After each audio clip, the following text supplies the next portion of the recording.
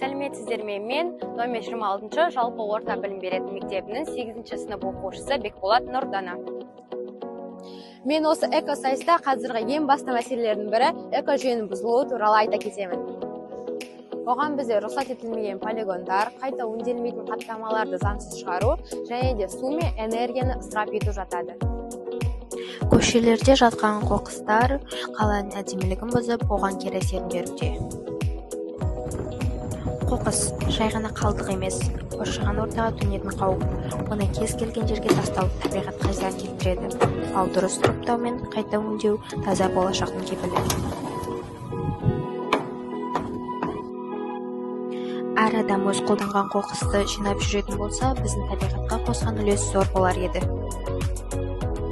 Міне көріп тұрғандарыңыздай, бұл қоршаған ортаға деген құрметсіздік.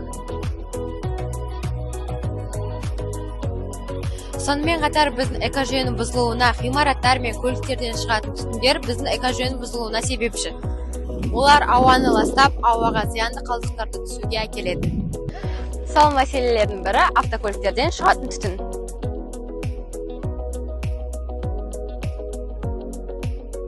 Қазіргі таңда әрбір екінші адам пластикалық заттарды да өте көп қолданады.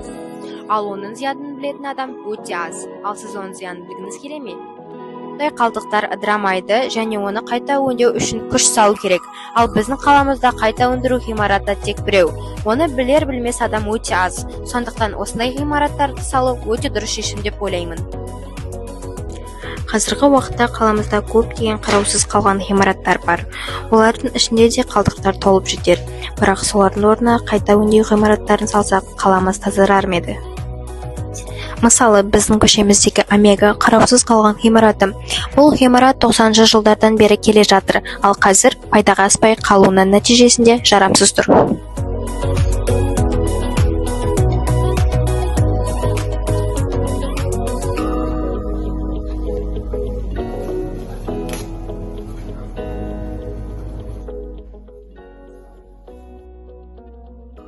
Біз пластикалық заттарды экологиялық заттарға ауыстырсақ, бізге жақсы болар.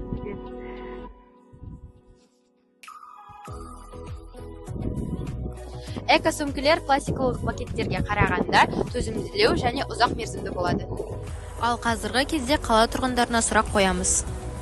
Кешіресіз, сіздерге сұрақ қойғыла ма? Сіздер пластикті қаншалықты жиі қолданасыз? Біз күнделікті өмірімізде жиі қолданамыз. Мысалға, сусын ішкенде, пакетке мусор салғанда. Оның қаншалықты зиян екенін білесіз бе? Я білем.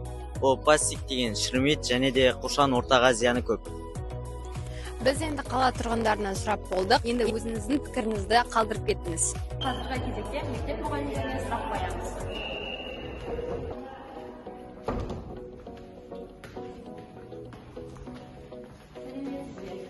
Ластанудың себептері неде деп ойлайсыз? Енді қоршаған ортаның ластануы әртүрлі себептерге байланысты. Енді бірінші себептер қазіргі кездегі завод фабрикаларының мұржаларынан шыққан қара түтіндер және де қазіргі кездегі автомобильдерді алып көруге болады. Автомобильдерден шығып жатқан түтіндер, солардың құрамындағы заттардың қоршаған ортаға таралуы. Одан кейін жаңағы өзен көлдердің ластануы, соның барлығы да сол қоршаған ортаның ластануына әсер етеді деп ойлаймын. Жақсы. Рахмет.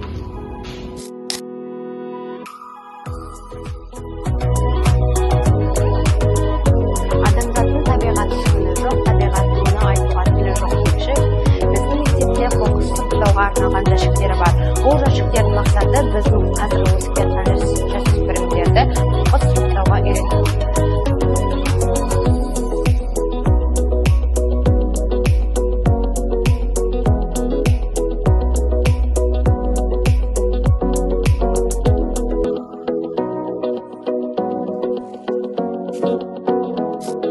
Біздің қоршаған орта біздің ортақ үйіміз. Осы байқауға қатыса отырып, біз экология мәселелеріне тереңірек үңіліп, қоршаған ортаға ұқыпты қарауды түсіндік. Қателікті кеш болмай тұрып түзет.